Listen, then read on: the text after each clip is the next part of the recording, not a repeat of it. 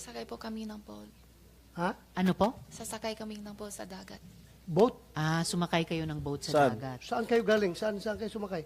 Hindi ko alam yung lugar. Pero dito lang sa Metro Opo. Manila, Luzon? Siguro. O pumunta kayo Mindanao?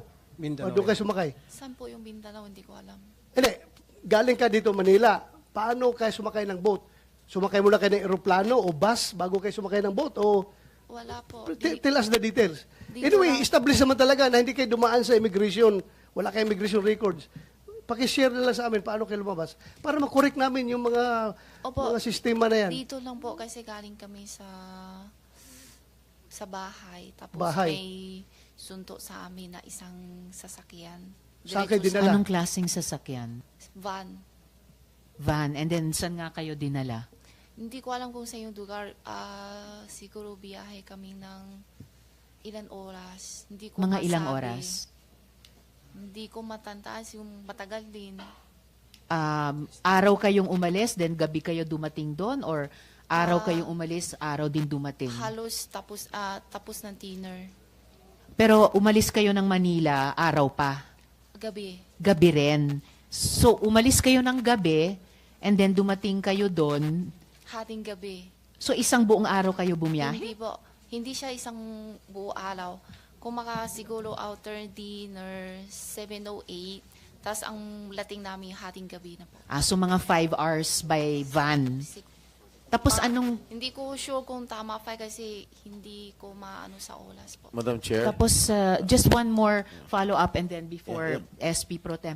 Anong klaseng boat yung sabi niyong boat na sinakyan niyo? Yung maliit na puti. Maliit na puti. SP Pro Tem? Sino yung driver na sumundo sa'yo? Hindi ko kilala. Pati plate number ng sasakyan, di mo alam. Hindi po. Ilan kayo ron sa van? Po, Ilan, Ilan kayo daw sa kayo van? sa van? tatlo po. Tatlo. Sino-sino? Kaming tatlo. Sino? Sinong tatlo? Si Alice tsaka si Wesley po.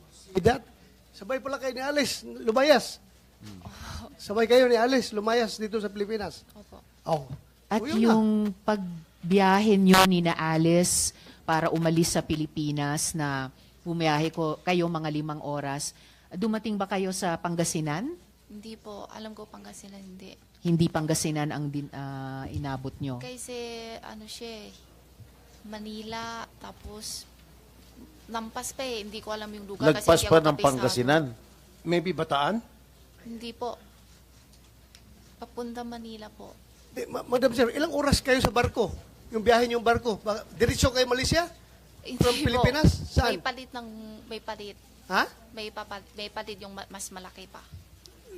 Ilang oras kayo nung malit na barko bago kayo lumipat sa malaking barko? Matagal din. Ilang oras Ilang na? oras nga?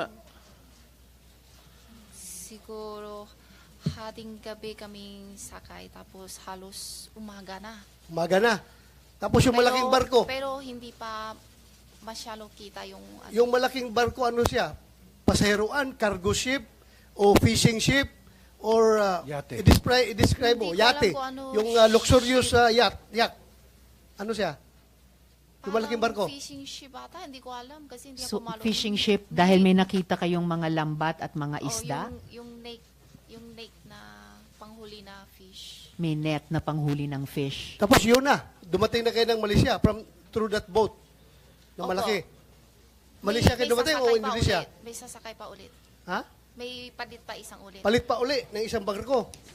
Anong description ng isang barko na yung pinalit? maliit naman na palang kulay Tapos, blue or green. yun na, diretso na kayo Malaysia. Opo. Miss Sheila at mga kasama, gusto ko lang i-reiterate yung order of questioning natin dito sa ating hearing.